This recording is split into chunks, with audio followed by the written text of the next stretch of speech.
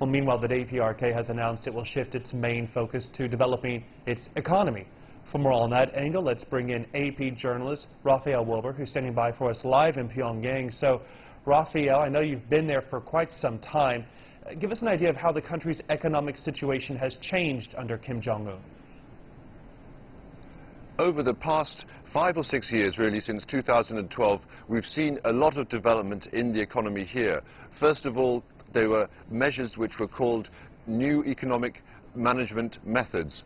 In interviews with economists, they talked about using that term. They were trialed from 2012, for example, giving businesses or factories more rights to be able to set salaries themselves or choose how and where and at what price they sell the goods that they produce. These have all been intended to be incentives to stimulate economic development here, and it really has made a difference. The same in the area of agriculture, where farmers have been given what was sometimes called a field responsibility system.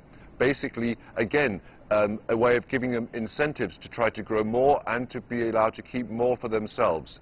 All of this has been happening over the past few years, and then in the 2016 landmark party congress here, that was kind of formalized in a new 5-year economic plan, which we're still going through at the moment.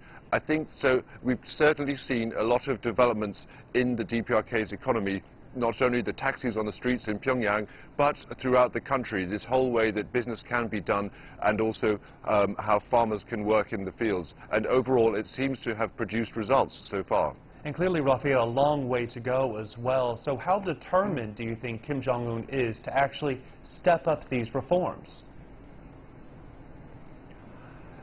If we look back to his first major policy that he came out with in 2013, which was a kind of, in Korean, called a Byungjin, or in English it means like a two or a twin-track approach, where his idea was to develop both the armed forces, nuclear deterrent, at the same time as developing the economy, and that was what has been in place. And then, however, this year in April, given the major refinement when there was another landmark party meeting of the Central Committee, and the emphasis on economic development was really put in place. So I think that pushing that through is definitely seen as a priority, and there have been numerous other occasions where the Supreme Leader here, Kim Jong Un, has emphasized his concern for the living standards of the people and trying to develop the economy in order to improve those living standards. I'm sure that right now is really a major priority. Okay, AP's Rafael Wober live for us in Pyongyang with the View there. Thanks so much for your time.